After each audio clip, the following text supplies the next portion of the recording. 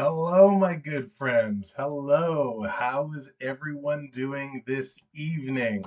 I hope you're having a spectacular day and an even better evening. I know here in Ontario, it is bloody cold. It was actually a beautiful day today, but the temperature is dropping fast. So we are here to heat things up and turn back the clock and go back in time. So as always, quick shout outs. Hello, Coaster Mom. Hello, Brian K. Hello, AAU. Hello, Duke Tomlinson. Welcome in. Who else do we got here? I know I'm missing someone because this was scrolling really fast, so I apologize if I missed you. Christina G, I see you there. Wow, what a show we have for you guys today. Thank you so much for coming in. Much appreciated. Glad you could spend some time with us. New viewers, I think Duke, welcome in. We're going to have some fun tonight, and I'm really excited. I'm super excited. And I know I say this every single week that it's the biggest show. It's going to be the best show. It's going to be the most fun. But today holds a very special place for me because we are going to talk the battle of the consoles. Hey, Duke Mom, good evening. So, we're all of different ages. We all grew up in different times.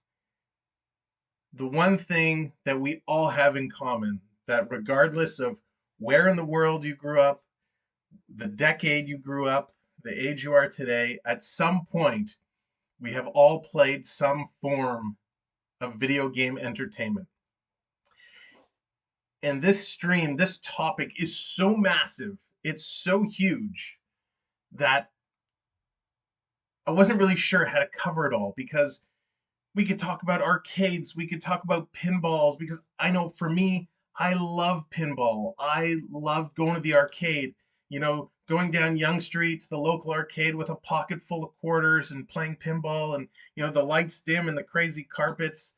That was the time back then. But what I decided to kick it off on this topic is to really hit home the home game, the console, and the console wars and how they have been over the years. So we will definitely get to a point in time where we're going to talk about, pinball in arcade, because a lot of those we wouldn't have home edition video games if we didn't start in the arcades, if we didn't all go out with the quarters and pump them in and oh, just wasted so much time. So that's why I want to bring it down and I want to start it with the console. So sorry, you can tell I'm fired up because for me, video games has always been an escape, as it has for all of us. And especially, playing the games at home. I remember growing up, and I'm trying very carefully not to mention any particular console brand right now because I don't want to jump ahead of myself, which I have a tendency to do when I just get so fired up. But growing up, um, I went to a lot of friends' house. They were the ones who introduced me. I'd go to a friend's house and they'd have this console or that console, and we'd play, and I was like, wow, this is so crazy. And then when I got my first console, and I'm going to tell that story in a little bit, it meant so much to me. And then growing up and all the choices and the options and where to go, it like just crazy, crazy issues to have. So before I jump into kind of the next slide to detail that, I'm going to say the traditional line. Anyone who's new that is viewing us for the first time, welcome in. Please do hit that thumbs up button as you're coming in. I'd love to get the likes up there.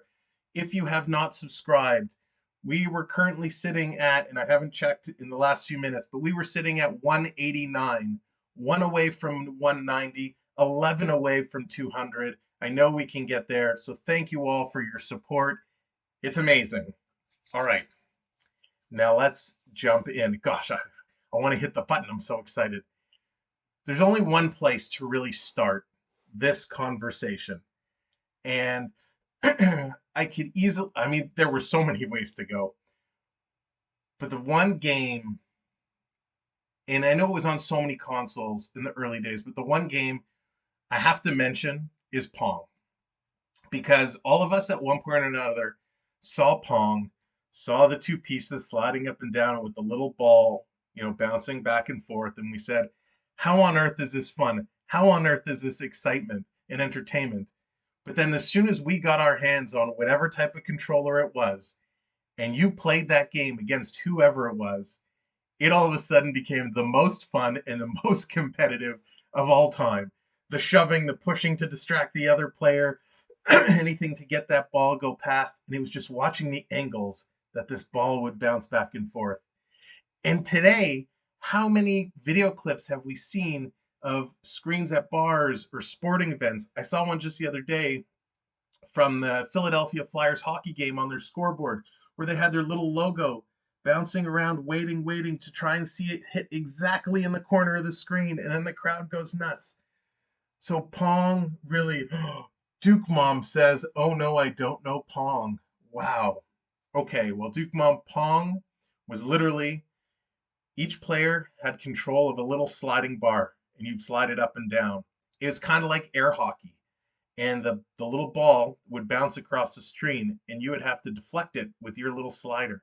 It was that simple. Excuse me, but it was so much fun to play. And so that was really one of the first introductions into video games. And that leads us into our first battle of the consoles that I want to talk about, that I remember. ColecoVision versus Intellivision. Two systems in the early days that were out of this world. Excuse me, it's really dry in here, so I do apologize that I keep clearing my throat.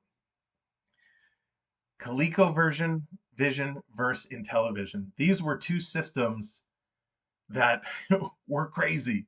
When we look at the pictures and I'm trying to see, there was some early Donkey Kong, and you had Circus and all kinds of, what were they, 8-bit, I think, graphics.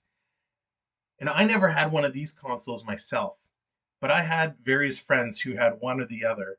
And I remember thinking, that controller, how crazy is that controller? It had the dial and it had the numbers. And excuse me, I think it was Intellivision. For certain games, it had like a little slip that you would put over it so the buttons meant different things. Duke Mom says, I had ColecoVision, just no Pong. Yeah, these were wild. And you know what? Outside of like the core Donkey Kong and Circus and a lot of those games, I don't really remember many of them. But I remember the look of the consoles and I remember the feel. But the one from this generation that really took the cake for me and where my choice went, good evening, Carla, welcome in. The one for me that really stole the show, and the one I want to spend the most time talking about. And if you guys, while we're talking, if you have any memories specifically about any of the consoles we're going to talk about, ColecoVision, Intellivision, or what's to coming, definitely put it in the chat. Let us know what you had, your favorite game that was on these systems, anything you remember that was unique about these systems that some of us may not know or may not remember. Excuse me. But the one that goes along with this duo that really takes the cake for me is the Atari 2600. This was, ColecoVision and Intellivision were fantastic. But Atari for me takes the cake, and I'll tell you why. Yes, those other two systems had really unique controllers with the dials and the buttons. But Atari for me, when I was young, the first experience I ever had with my own was, I don't even remember how old I was, but I had my tonsils out. So I don't know, what was I, 6, 7, 8 maybe? I'm not sure. Really young, less than 10 for sure. And I remember I had my tonsils out. And for those of you that have remember having your tonsils out or have, children that had their tonsils out, it's not the easiest. And when you go back in time, in the 80s, the procedures were a little different and recovery was a little bit different than it is today.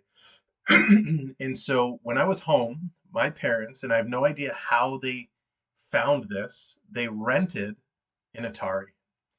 And I sat for however many days we had it rented for, and I played non-stop.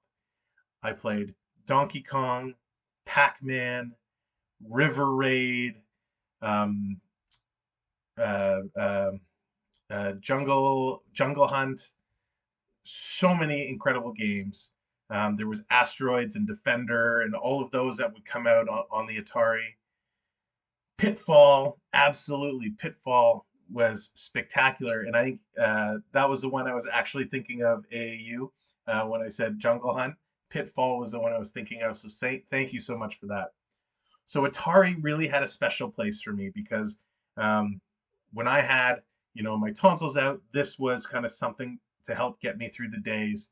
And eventually, we got our own console. And forget that the switches were so cool and it had a little bit of that wood paneling. And it also had, you could get the additional controllers that were the circle that came with Circus, where you bounced a guy off a little platform to pop the balloons up above. Cubert, absolutely, Brian K. Cubert was outstanding. It was one of those as a kid that I had no idea what the purpose of the game was, but you would just hop along. I mean, I obviously know now how to play it, but back then he was just hopping along, and he was such a cool character. And what we ended up doing for years, whenever we would go to, a family get together, a family gathering, we would take the Atari with us, and all the kids would sit in one room and we'd be playing games. And if you remember, with the old TVs, the way the Atari had to hook up, there was like the little box, and it had like two wires that came out with claws on the end. And there were like two screws on the back of the TV that you had to loosen, and the claws went in, and then you tighten them and it would hang. And then it would go around and plug into the Atari. And there was like a little switcher, a little slider switch on the box to switch from video game to TV. And so we used to pull out the TV and hook it up, and we'd sit there and play. And of course, we come up with rules because there were a bunch of people, and everyone wanted to play. We had to take turns. So games on Atari weren't much like games today. Like, yeah, you had a certain amount of lives, and you would get to where you had to go, and when you would die, and that was the end of the game. There were no real save points or anything like that. You would just start over.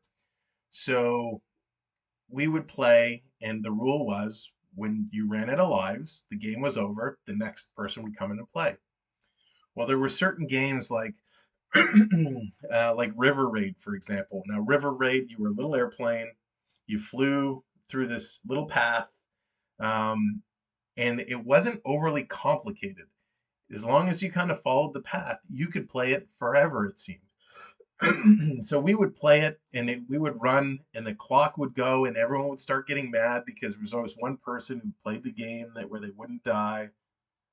Or there was, the one player who wanted to play bowling or one of the sports games that didn't have lives, and they would take forever.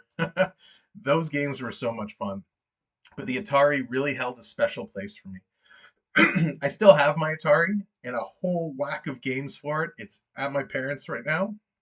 I haven't brought it over here yet, otherwise I'd show it to you. But uh, one of the games I have that I'm really excited to have is actually rated the worst Atari game of all time, and they say it's the game that killed the console.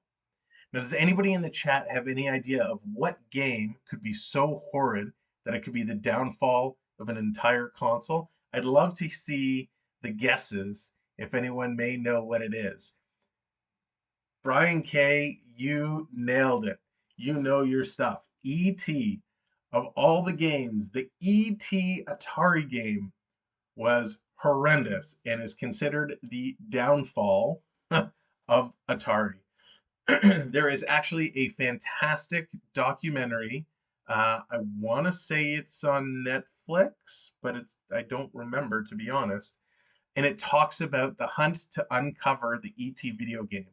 So there's a big rumor. That's right, Brian. There was a big rumor that they were all buried in a dumpster, at a landfill site. So the documentary takes you to this landfill site and they're digging up where they think they are. And the whole time they tell the story in that the movie was coming out. Atari was the hottest thing on the planet at that point. They wanted to get a game to come out and capitalize on all of the, you know, promotions of ET and Spielberg and how big it's going to be. So they rushed this movie, or sorry, they rushed this video game. The programmers, the developers, who's actually in the documentary, says how they needed more time, and they just weren't given it. So they put out this piece of trash, and the game made no sense whatsoever. And it's what they say killed Atari. That was the last game that was put out. I think they canceled everything else to put all the resources into this game. And once it delivered and failed, they were so far behind that it was just, they couldn't keep going. So I know Atari has come back huge as of late, with their retro kind of consoles, their little mini consoles. Atari clothing is huge. I have an Atari sweatshirt, a little hoodie, which I love. And it's so cool. There is rumor that Atari is coming out with a next gen console. So very curious to see if this actually becomes a reality or what. If you have one, it's worth cash. You know what, Brian? It probably is. I would be so hard pressed to move it because it's one of those things I've had forever, and it's really tough to let it go unless somebody said, "Here's a dump truck worth of money." Um, make an offer that you'd be silly to refuse. Yes, Coaster Mom, Dig Dug. Dig Dug it was a spectacular game. Again, one of those, such a unique concept, but so much fun to play. And that's actually a really great segue to kind of start talking about some of the next consoles to move up into. Really great. And that was the battle of really the start of the modern age. We have the original Nintendo Entertainment System versus the Sega Master System. So this was a very interesting time in the console wars. Hey Samantha, welcome in from Epcot. That's awesome. Thanks for popping in. And Sam, I love that band that you follow all the time and show on Instagram. They are spectacular. I've always wanted to tell you that. They're so cool. All right, so Sega versus Nintendo. I have always been a Nintendo guy. Have to disclose that up front. I've always, for my entire life, from the day I got my Nintendo Entertainment System to today, I've always been a Nintendo guy. The Sega Master System was really cool. So when Nintendo first came out, again, it was fire. You could not get them anywhere. So I had a friend who lived down the street who he was kind of a friend, not a super close friend, but he had a Nintendo, so I wanted him to be my friend. Hey, Sean, good evening. And so, oh, the sound is echoing. Oh no. Hey, Sean, good evening. All right, thanks, AAU. Let me see if I can figure out how to solve that. Hey, Sean, good evening. All right, thanks. Is that better? Is the sound still echoing? Hopefully it is better now. So let me know if the sound is still kind of echoing the way it was previously. So with the NES, thank you, AAU. With the NES, I was on the same bus route as this guy who lived around the corner from me. And so I found out he got a Nintendo. And I was like, oh, that's awesome. I'd love to come out and play it sometime. He's like, yeah, sure, come over. So I went to his house and I played Super Mario for the very first time. And this blew my mind. Super Mario Brothers 1 is one of the most fascinating games of all time to this day. And so every day after school, it was like clockwork. The bus would drop us off. I'd walk with him to his house. We'd play some Nintendo. Then I'd leave and walk home until we had a big falling out. I forget what the issue was, and I couldn't go over there to play Nintendo anymore. And it was like heartbreaking. Good evening, Shauna. Welcome in. Until I got my very own Nintendo.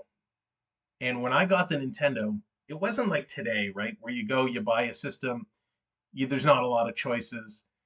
Back then, you could get the Nintendo Entertainment System, the Nintendo Entertainment System with the light gun, or the big Gyromite edition that came with the robot. I don't know if you guys remember the robot.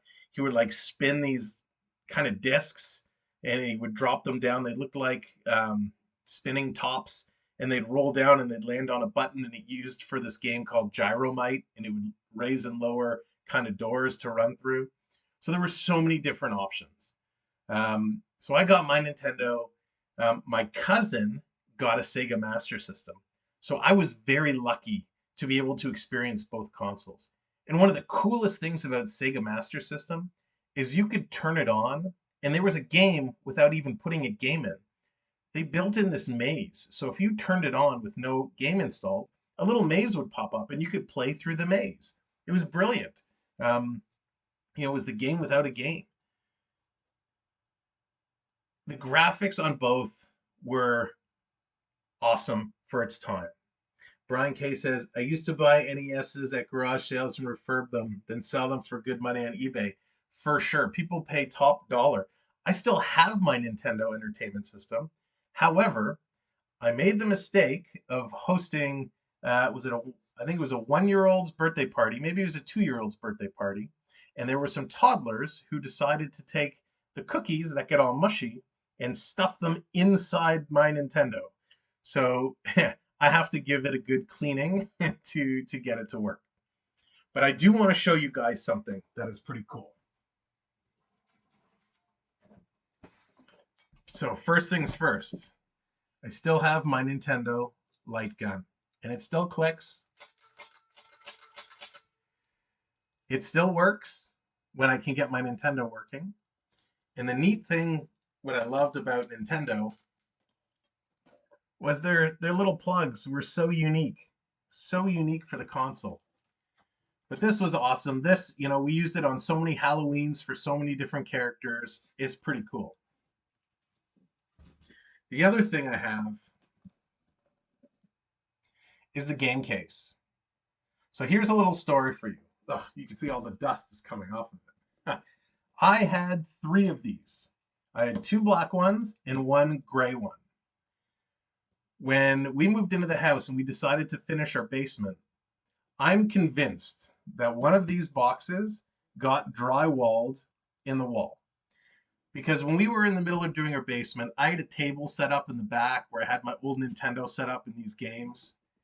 And I am so convinced that this box, the gray one and the white one, is drywalled behind the wall. I'm too chicken to break through the drywall and look where I think it is. So I got to see if I can find one of those, X-ray guns that the home inspectors kind of use to look through the walls. I need to find one of those to see if I can find it. But let's open it up and take a look at what's inside here. So inside the case, there's a variety of games.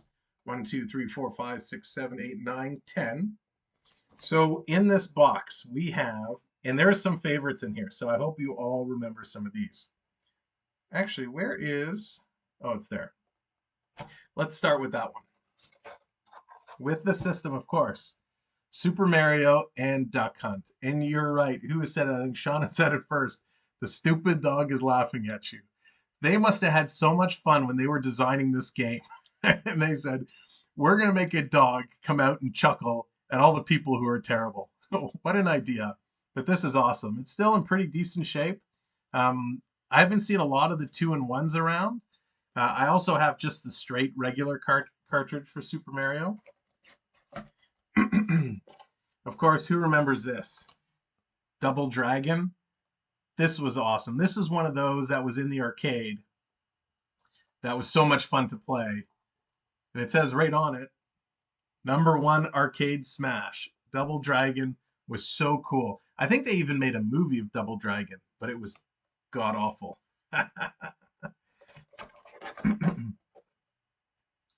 Shauna says, I still have mine just like that. Oh, that's awesome. That's awesome. Here we go. Here, okay. This one is one of my favorite games of all time, with probably one of the biggest surprise endings of all time. Good evening, Amy V. Welcome. Although it might be good afternoon where you are. Metroid, the original Metroid. This was amazing. Samus, the character, was so cool and such a twist at the end of this game. And I don't want to spoil it, but does anyone know what the big twist is? I mean, I guess the the time frame for spoilers is out on Metroid. Does anyone know? And Brian K, I'm sure you know because you seem to be on the ball with these. What the big twist was at the end of this game? I'll give it a minute. If I don't see any answers, I'll just tell you. But I'm so curious to know because I was blown away when I found out when this game finished. Something happened that not Contra, but Contra was a we'll talk about Contra in a minute. So the big twist, the big plot twist with the end of this game, Samus takes off the helmet, and it's revealed that the leading character is actually a female. Samus from Metroid was a female. And that was huge for back then. Nobody had a clue anything about this. And I think the assumption was it was always a guy. And that was the big reveal when Samus took off the helmet and kind of shook the hair down and it was revealed it was a girl. It was amazing. So Sean brought up an excellent point. Contra. I don't have Contra. I think it was in the box that's drywalled in the back of the house. But without Contra, how many times do we say for the special codes up, down, left, right, A, B, select, start, right? That Contra code is in everything. In so many video, I think it was in, there was reference to it in Ready Player One. I believe there was reference to it in Free Guy. In so many pop culture things, there's reference to it using this code. And we probably use it more than you even realize in our everyday life. Here's another one of the most popular ones and starting off one of the biggest franchises of all time. Here's the original first Final Fantasy. This Final Fantasy is obviously extremely different from where the Final Fantasy series has gone, where this is, medieval times when you were a wizard, were you a wizard, a witch, a knight, and something else like an axe guy.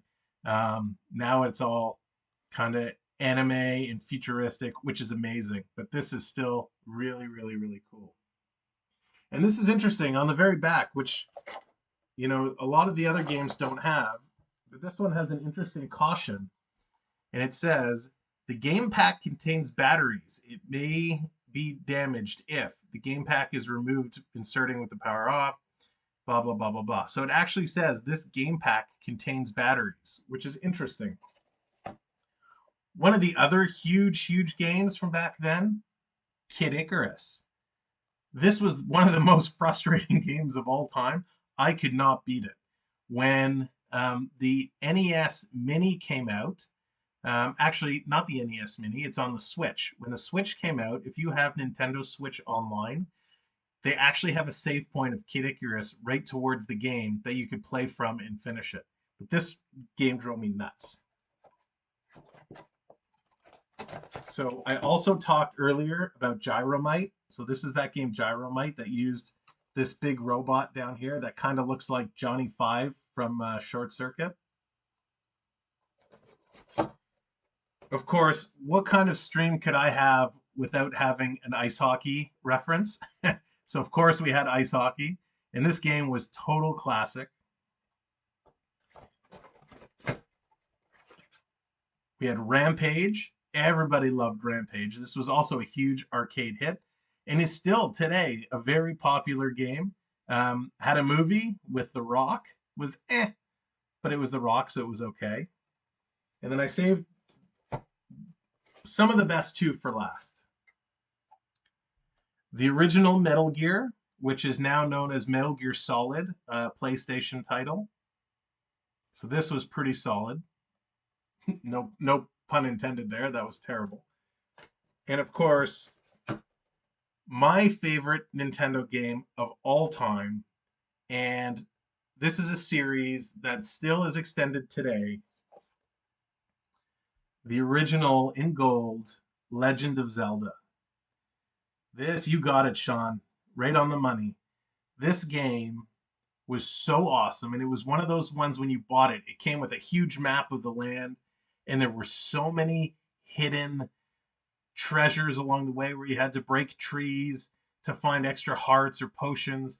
There was a whole forest in the top left of the map that you were like lost. You had to go a certain combination, go up, go right, go up, go left, go down to get out of the forest. It was crazy. That game was so amazing. And then I do have Legend of Zelda 2, but it wasn't as good. So Nintendo for me, yes, northwest, southwest to get the cemetery. Amazing that you remember that. Oh, that's spectacular. Hey, good evening, Max. Welcome in. So for me, I was hands down always a Nintendo guy, and this is the reason why it started right here. But the Sega Master System was pretty good too, and I don't want to knock it by any means at all. And then how many of you guys have heard of this? The TurboGrafx 16. This was rare. Now I had one of these. It had some crazy, crazy games to it, and they were cards. They were like little hotel key cards that you would slide in. Where is it? Right about here. It would slide in, and they were crazy. Yes, Brian, you are so right. I did not talk about Mike Tyson's Punch Out. How could we not talk about Mike Tyson's Punch Out? Another classic that still stands the test of time today. If you play it, it's tough. Got it currently. Sean, when you say got it currently, are you referencing Tyson's Punch Out or are you referencing TurboGrafx 16? If you still have your TurboGrafx 16, that's amazing. You collect consoles. Oh, very cool. That is very cool. So I had my TurboGrafx 16 and I had it for many, many years. And everyone started, when the retro console craze started, I don't know, was it 10 years ago, 15 years ago? I sold mine for a crazy amount of money. I can't remember what it was. But this had some of the most fun games. So there was Bonk's Adventures. If you have never heard of Bonk's Adventures, it's worth looking up. It was such a cute little animated guy who'd eat these meats and his head would get bigger and bigger and he would slam his head down all the time. Keith Courage was another one that was, I think Keith Courage actually came with the console. And then there was one of my favorites, was what was it called? Slaughterhouse. It was like this horror game. You were like a guy with a chainsaw and a hockey mask. It was just crazy. But this was such a cool console with such unique games. The graphics were definitely better than kind of the Nintendo or the Sega. I think it was just too ahead of its time too quickly, and it didn't get the mainstream attention because the other two brands were just so huge on it. But TurboGrafx kind of helped usher in the new wave, the next gen of these consoles where we had the Super Nintendo and the Sega Genesis. Now, these were so unique and such a competitive market, and the consoles were so different because, yes, they were both, actual cartridge consoles. The controllers were very different. They started to intro in, you could buy kind of controllers where it had like an auto button. Because if you remember, a lot of the games you had to button mash like crazy, right? So you'd set it down and you'd be banging away at it, or track and field when you do the two fingers. So a lot of these had little switches you could set, so you could hold down the button and it would act as if you were rifling through them.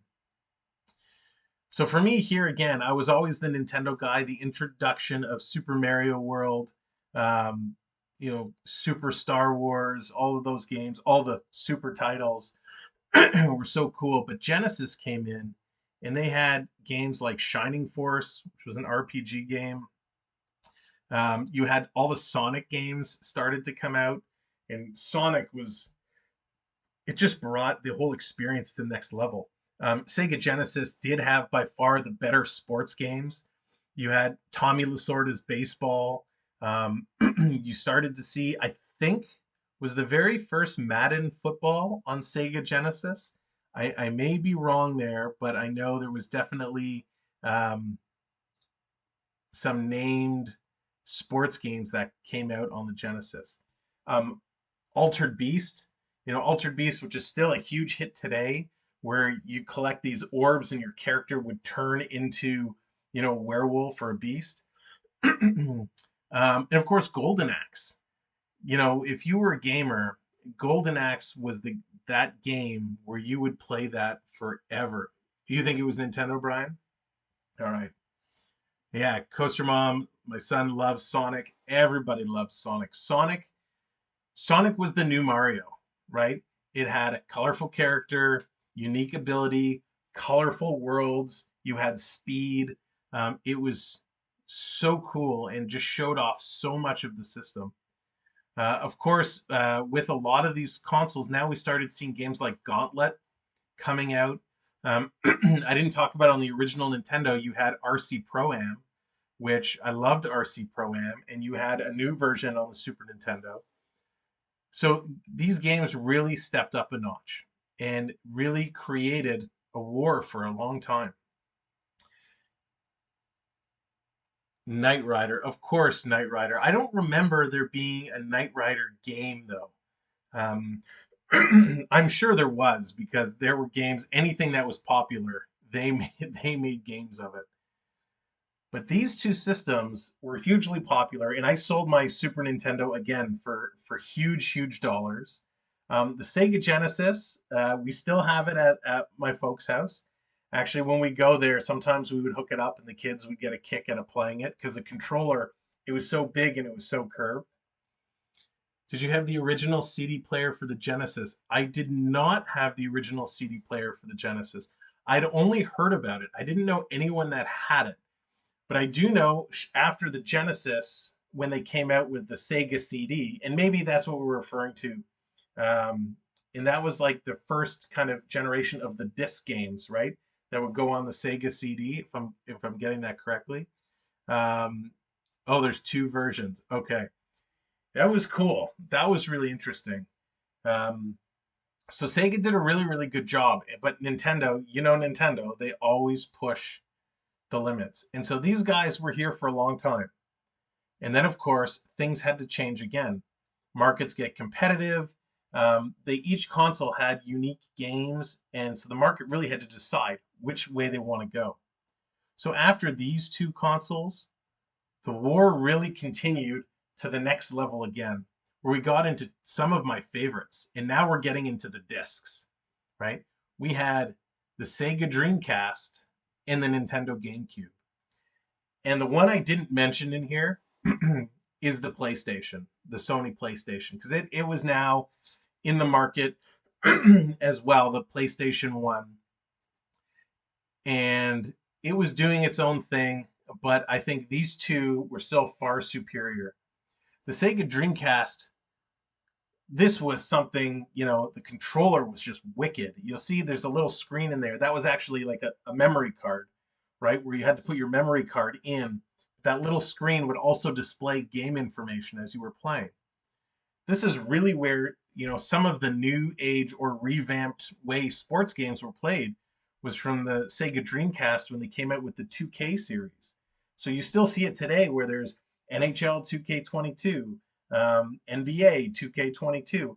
It all started in 2000 with the Sega Dreamcast. The Nintendo GameCube was really good, but they ran into an issue where it wasn't as powerful, and they really went a direction where the games were more kid friendly or family friendly, which is perfectly okay. You still had games like Super Mario Sunshine, You had some Star Wars games. I think was it Rogue Leader or Rogue Squadron. There were some really cool games that did come out, but the system was definitely lacking. Shona says, we had the PlayStation. I played Resident Evil, and my husband finished my game while I was at work at the Disney store in college. That's awesome. So I got into PlayStation really, really late. And the only reason I bought my Sony PlayStation was because I heard that with the Resident Evil 2 disc special edition, the whole introduction to the game was actual video footage. So that's when I bought my PlayStation, and watching that Resident Evil video going into the game and playing that game Resident Evil for me was a game changer, which is part of the reason why I left it off because, you know, the Dreamcast did so much and it died out real fast. It lasted long, but other than the sports games, it didn't really produce much. And I think that was kind of Sega was running out of steam. Nintendo was pushing hard, and Sega said, you know what, we're going to make more money if we just start developing games and stop trying to move consoles because the cost of these were so expensive. My story with the GameCube, it was funny. So I pre-ordered it from a store called Microplay. I don't know if they had Microplay in the States or overseas, but in Canada, especially in Ontario, we had this little store called Microplay. It's kind of like GameStop is today. So I had pre-ordered, the console. And they didn't really do pre-orders like they do today. Actually, it was kind of like you would put down any dollar amount and it would kind of just hold your console, and then you would show up and you'd wait in line, and if they happened to have one, you would be able to buy it. If they didn't have one, you'd just get your little deposit back. So I remember going to Microplay, waiting for the door to open, and there was some little kid who like butted in front of me as the door was opening, and I got so angry, and I was like, very not nice to this kid to, why are you butting in front of me and blah blah blah blah blah.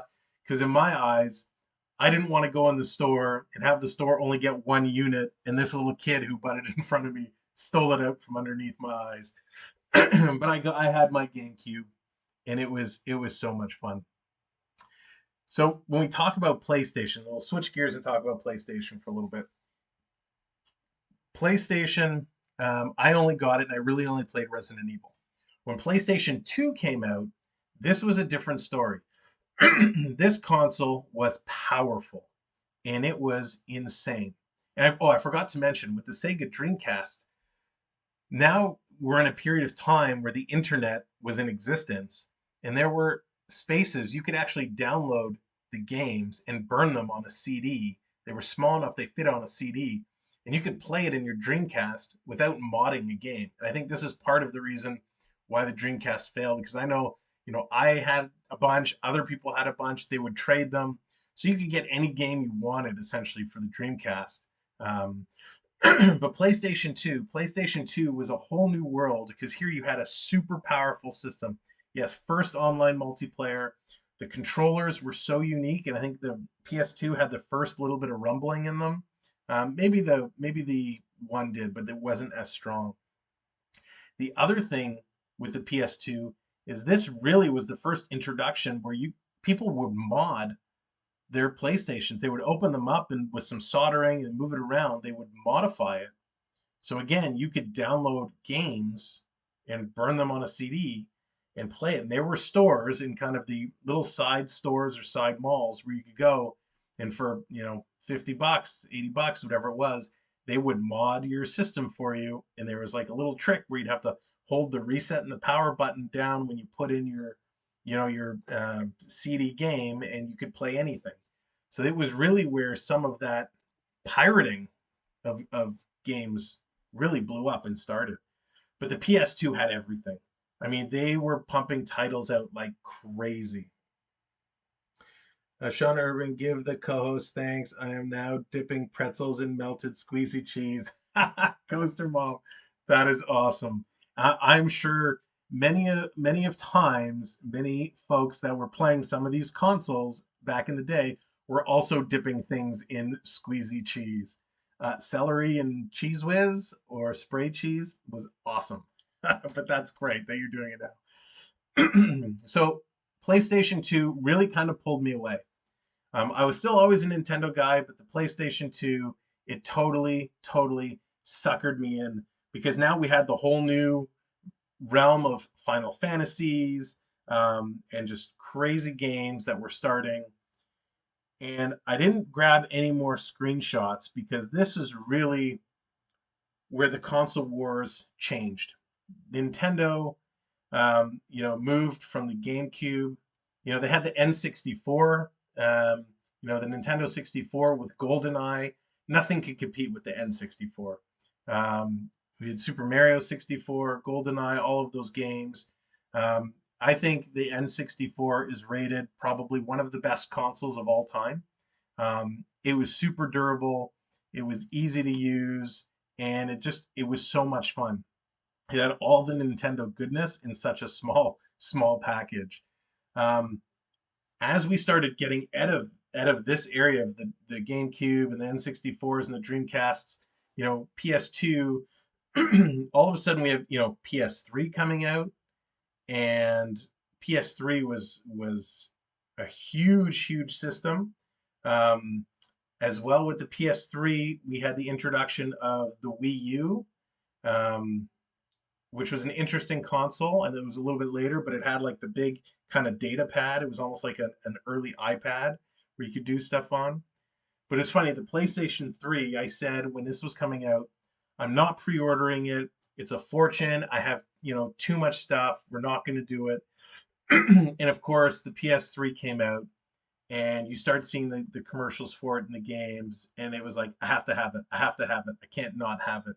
And I remember I was going out with a buddy of mine, and we were out. I don't even remember where we went. Probably went to get a coffee or something. And there was a Best Buy, and I said to my buddy, I said, "Hey, can we just kind of pop into Best Buy and take a look around? Stuff we always did. You go into Best Buy, go into whatever stores. No intentions of buying anything." And of course, they had a huge PlayStation 3 display, and we looked at it, and we both of us were losing our mind. And as we're literally sitting there drooling, um, they brought one box and put it out on display. And I snatched it and I picked it up and I said, "Oh my God, I have a PlayStation 3 in my hands. I have to buy this." And I didn't know what to do because it was so much money and I didn't want to spend that much money, but I had it in my hand. And I remember we went up to the counter and I said, "I'm doing it." And we bought the PS3, and I went home and I set it up and we played. I couldn't even tell you what game we played. I don't even remember, but it was so much fun. It was so crazy. And then of course years later, the PS3 died as so many of them did. I had it fixed up and repaired, but the PS3 introduced me to so many other games that were out there. Hey, Anthony the Molar Man, welcome in. Good evening. You have the GameCube. Awesome. It's funny. I actually have my GameCube. I in the original box. I boxed it all back up, and I had the intent of kind of hanging on to it and at one day selling it. But it's all packaged up, all nice. Um, was it the PS2? No, the PS2 was more of like the brick. It was almost like a brick, very square. The PS3, the big one, was more rounded. Um, it was crazy. It was so crazy. So I remember my PS3 when it died. I took it, I had it repaired, and it worked for a little while. And then I ended up trading it for, I don't even remember what I traded it for. But it was so cool. And then we started seeing the introduction of some of the Lego games that started to come out, which are so much fun. We still play them to this day. There was a game, Marvel Superheroes, Lego Marvel Superheroes. So much fun. If you need to have an excuse to get it, I highly recommend it. We still play it. One of the most fun games, and it was kind of, did it start on the 3? It may have started on the PS4, was Disney Infinity. I don't know if you guys have played Disney Infinity, and I know we're kind of getting out of the retro systems now into the newer age of the consoles. But Disney Infinity is such a cool game. I know it's been discontinued. It was one of these toys to life games where you had a game base that would plug in, and you had little statues of all the characters, and you'd put them on the game base, and they'd pop up in the game. So the Disney Infinity 1 had all the classics, all the regular Disney characters. For Disney Infinity 2, they did a Marvel twist, so they brought in all the Marvel superheroes. And then Disney Infinity 3 had all Star Wars characters. So I have all of these mini statues. It was so cool. And along with those, you would buy like little packs and you'd open them and they'd have little discs inside and they were power up discs. So it's like little collectibles that you would collect and you would trade them and sell them. And they opened up vehicles and stuff in the game. So definitely something to look up if you're curious about it. Disney Infinity was wicked. Along with those Toys to Life games was Lego Dimensions. I know a lot of folks in here love Lego. Lego Dimensions, you'd build a little kit. You'd build your Lego and you'd build the vehicles. And same thing, there was a base and you put them in the base and they pop up in the game. Really fun Lego game. So games have come a long way, right, from where they were. Um, on the Nintendo track, that's kind of PlayStation. And of course, today we have PlayStation 5, which is absolutely ridiculous. I've done some streams of the new Ratchet and Clank on PlayStation 5. It's one of the most gorgeous games I've ever played in my life. So definitely check that out. But on the Nintendo side, we went from the Wii U, which had that big kind of almost like iPad thing, to the Wii, which was the individual sticks, um, to now the Switch, which they've just been pushing technology all the way along. When the Wii U came out, this is another one because Sam over here doesn't learn his lesson. I said, "Hey, look, my bottle is getting retro." um, I said, "I'm not going to pre-order the Wii. Sorry, I'm not going to pre-order the Wii." And so at this point, when the Wii came out, I'm married, and I wasn't going to do it because I have other responsibilities now. And the whole week leading up to the launch, Nintendo with the big ad campaigns, everything's coming out. The night before the launch on the news, the news is covering all these huge lineups at, Sam's Club and Costco and Best Buy and Walmart, people waiting all night so they could go in and get the Wii. And that night, I couldn't do it. I was like, it was like I was having a serious withdrawal. And I said to my wife, I said, we need to go. We need to go to Costco or Sam's Club. We need to find somewhere in the morning and get this bloody system. And so we did. We woke up early. We drove to this little stretch where they had a Walmart, a Loblaws, a Sam's Club. They had everything. Best Buy, Canadian Tire, and the only place we saw that didn't have a lineup was Sam's Club. So we ran into Sam's Club, and Sam's Club, like Costco, if you're not familiar with it, you have to have a membership to shop there. So we did have a membership. We actually, my wife and her sister had a co-membership, so they each had a card. Or no, maybe we had one card and we just kind of passed it back and forth. Whatever it was, I don't remember. But we got there and we went up to the cage because they had it lowered down, and we said, we want to get a Wii, we want to get a pre-order. And the guy said, okay, what we're doing is we've been giving out numbers. We know how many we have. We've been giving out numbers. We thought that's why there's no lineup here, is because they gave everyone numbers and they told them to come back in the morning. So the guy said, we have 2 left. And I said, okay, we won't. And he said, okay, I need to see your Sam's Club card. So I said to my wife, I said, get your Sam's Club card. She's digging through her purse. She's rifling through. She looks at me and she goes, oh, shoot, my sister has it. And I said, you get her on the phone now and tell her to move her butt and get down here. And sure enough, she got on the phone and woke her sister up and said, now, luckily, the place we were at was down the street it wasn't far from where they lived. They said, move your butt and get here. We need the Sam's Club card ASAP. And within minutes, she was there, got it. We got the very last number. And so I remember going through, I couldn't even tell you what the games were. The games were so cheese at launch. but it was so much fun. And of course, with the Nintendo Switch, my wife, knowing my obsession with Nintendo, got it for me for my birthday because she's so amazing. Thank you. Hope you're watching. So I've been always been a Nintendo guy. I love Nintendo, whether it's Metroid, Mario, all those guys. The one system I didn't really talk about today all that much is the Xbox, the Microsoft Xbox. Now I know they came into the game very, very late. I think around the PS3, they came out with the first Xbox, which I did have as well. It was huge, it was clunky, but the games are cool and they really pushed the envelope. The Xbox 360 is still one of my favorite consoles to this day. We still have one and we still play it. The games were awesome. I did not get into the whole Xbox One and go up with the Xbox. I really, remained with Nintendo and Sony PlayStation. Sony PlayStation really has become my go-to. That's where we kind of put our investment in games now, in the PS5 and some of the new games that are coming out. But I still have my Switch. I love my Switch. I love the old Nintendo consoles. And we do play with those a lot. So I know we really focused tonight on a lot of these consoles and we didn't talk a whole lot about the games because I do want to save some of the games for another stream. There's so many to talk about, the Grand Theft Autos, the Donkey Kongs, the Zelda series, Street Fighter, and all the fighting games. There's so many on just a game level we could talk about. And I knew just going through the consoles would take a huge amount of time. So I wanted to make sure we definitely have enough time to give the respect to a lot of these games that it deserves. Duke Mom says we still have the first Xbox and PS2. We also have a Wii and Switch.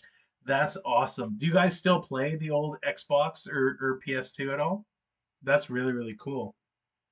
Coaster Mom says my husband has been selling his older systems on Craigslist. They're crazy. They go for a lot. There's a lot of people out there like Sean who mentioned earlier. He collects a lot of these consoles, and they've really become collector's items. Duke Mom, we don't have enough ports in the back of the TV for them all. That is very true. That's a problem that I had not so long ago, and we've kind of had to spread our consoles around the house. So we have our 360 is in the basement. We have our PS5 and PS4 kind of in the family room on the main TV. The Wii, I think, is in the basement as well. The Wii U, I think we actually have it hooked up to the TV in our kitchen, and the PS3, I have it hooked up in my bedroom. It's crazy trying to find enough. I know there's switchers and stuff you could find to buy them all, to put them all in, but it's not as much fun. This way you can have them all around the house. Brian K, the prices have come down since they came out with the new Nintendo with all the games on it. Yeah, and I didn't talk about those tonight. So I bought the first two. I got the NES Mini and the Super Nintendo Mini, the little ones. They're so cool. Um, I know you can mod them and kind of update the games. They come with, I think it was a 12 or 15 of kind of the popular games. I wasn't a big fan of the choices on the Super Nintendo one, but it has F-Zero, so that's pretty cool. But those little mini consoles are awesome. I know they did a Sega one. I think they did an Atari one. They may have also done ColecoVision and Intellivision as well. But they were so much. They were charging so much money for those. It was crazy. But they were a lot of fun. I really like those. It definitely takes up less space. And those are all HDMI hookups. So you don't have the same, the audio video cables that we used to have to struggle with, or where it screws into the cable port. Who did I miss here? AU, you should do a VR headset night. There's so many out there. There are. You know what? It's funny when you talk about VR headsets. Before we got into the actual one with the PlayStation, we bought just the one you put your phone in, and we tried that. And it was okay. There was another one. There was a cookbook. Actually, we bought at Costco, a kid's cookbook that was a VR cookbook, and we actually thought it was something for kids, where they put it on. Again, you have to put your phone in it or an old iPod. We put it in, and we thought it was a game where the kids would follow this cookbook, and they'd be in a virtual kitchen, and they make the recipes. No, it's an actual cookbook, and all it does with the VR headset is a little chef kind of pops up and he tells you what to do and stuff. So it was kind of gimmicky, but it was good. The PlayStation VR is so cool, and really has stepped it up. I haven't had the chance to play on Oculus myself, but the VR technology today is incredible. So we should definitely do a little special and talk about VR. Dukma, we have PS4 2, so it has sort of replaced PS2. Yep, just unplug and plug in. Yep, absolutely. So, daughter FaceTime from college. She has those little handheld games too. Yeah, and those are the best. And you know what I didn't even talk about? Um, when we talk about handheld games, do you remember? How did I not even think of including this in the stream today? Thank you for saying handheld. Do you remember like the old football and old baseball where you'd hold it and it was like a directional button and it was, I don't even know what they were called. They were like little, and it was a little red dot that would literally a light that would move around the screen depending on what you were doing. I had a football one like that. I should see if I can find it for the next time we talk about games. Coaster Mom, you're so close to 200. Do we get more? Let me take a look. I haven't even seen. Where are we at? YouTube Studio.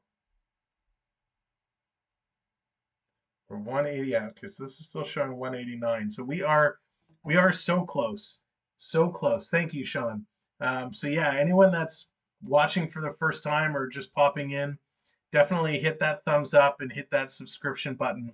We are so close, and we will get there for sure. Yeah, the Nintendo 3DS and the DS XL, those were great. Um, I still have my Nintendo DS. We take it on all our vacations with us. It's so much fun because you could put the old kind of Game Boy Advance games in there as well. And of course, talk about Game Boy.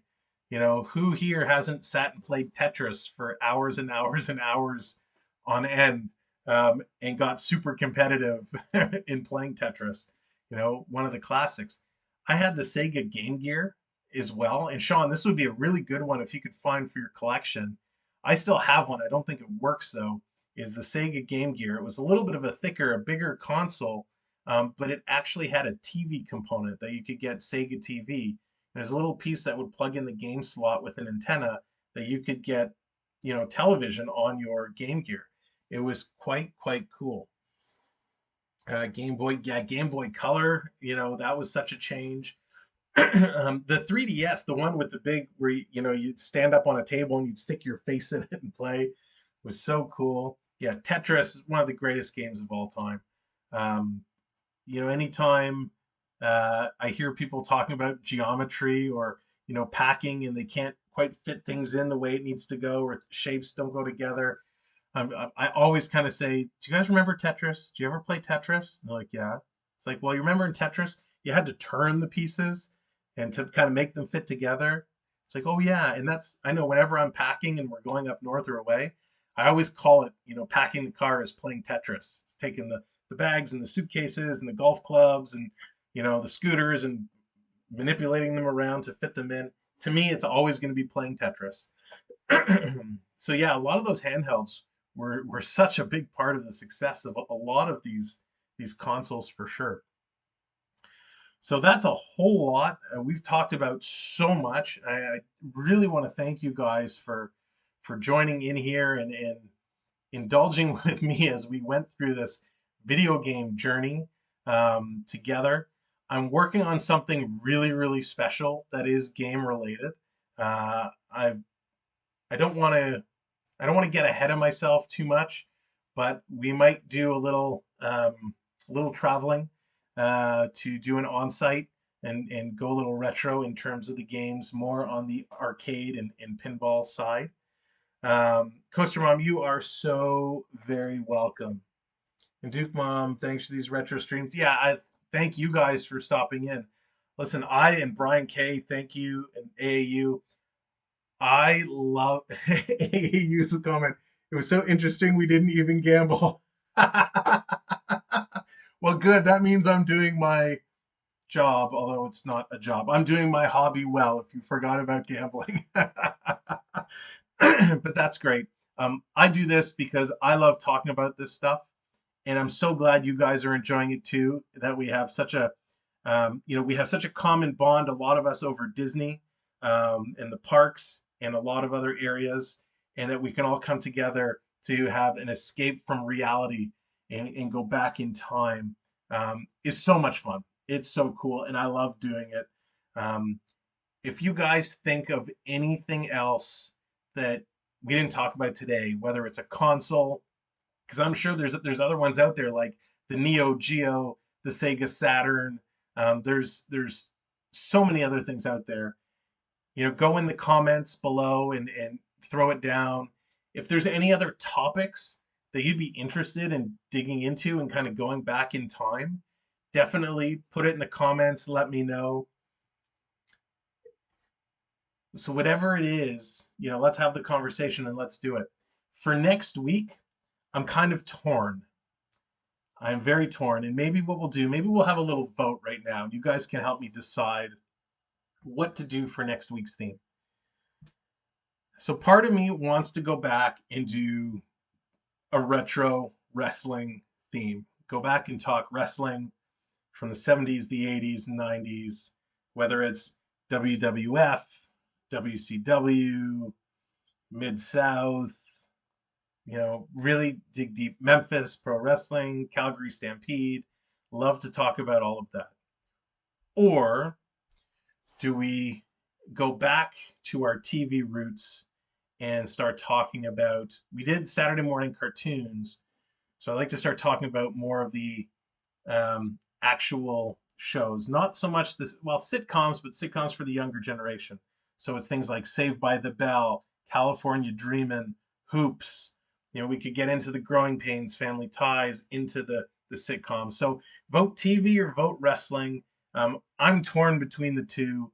I know there is a big wrestling event coming up this week on Thursday or Friday, where I think there's a big event going on. So it kind of got me thinking about the wrestling side.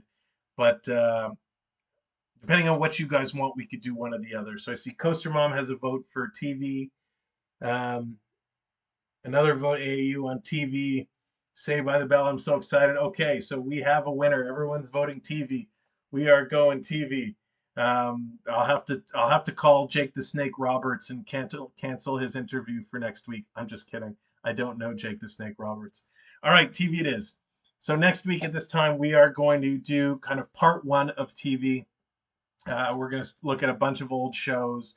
We'll probably do a combination of kids shows and adult shows because when we talk about real world shows, there are so many that I want to talk about. We mentioned Saved by the Bell. We'll talk about that. We'll talk about Fresh Prince. We're going to talk about Married with Children. We're going to talk about it all.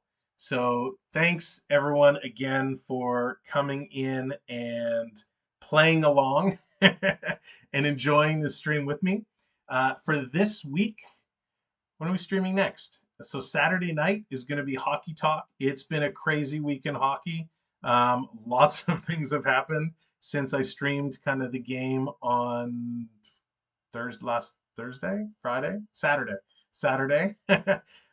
We are going to do another watch along stream. I just don't know when.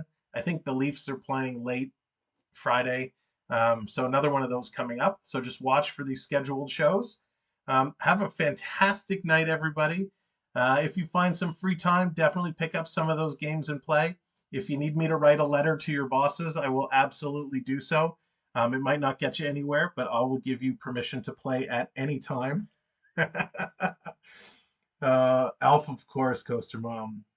You're very welcome, Sean. It's been one of my faves so far. I'm a huge gaming nerd. Me too, my friend Sean. If what I'm planning pans out and we're going to go where I think we're going to go, it's going to blow your mind. So stay tuned for that. Thanks, everyone. Again, the likes, the subscribes. We're almost at 200. We're going to get there. The goal for me is to get there by Halloween. We are going to do a special Halloween night stream.